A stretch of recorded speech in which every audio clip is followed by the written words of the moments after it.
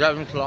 टिंकू झा एखन दिल्ली जे जा रहल छै प्रवासी मैथिल, देखियो होटल में बाहर जे घर से निकलला के बाद होटल में खाना खा रहल छै और ई बस द्वारा छै।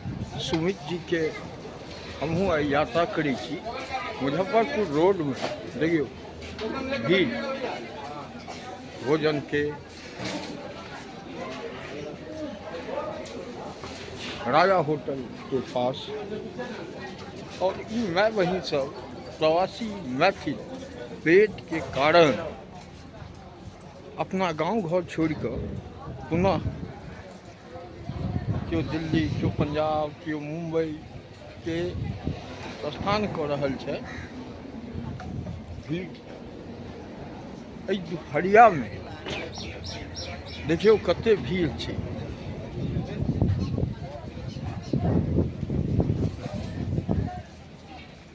राजा लाइन होटल के पास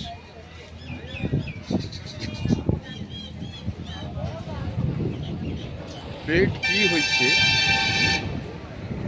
वो देखियो। धूप में यात्रा छै।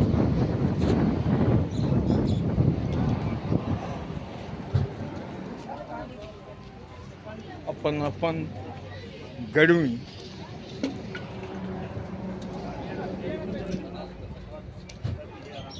आगा फिर किछ नया देखायब रास्ता भर के। अहाँ सब जुड़ू।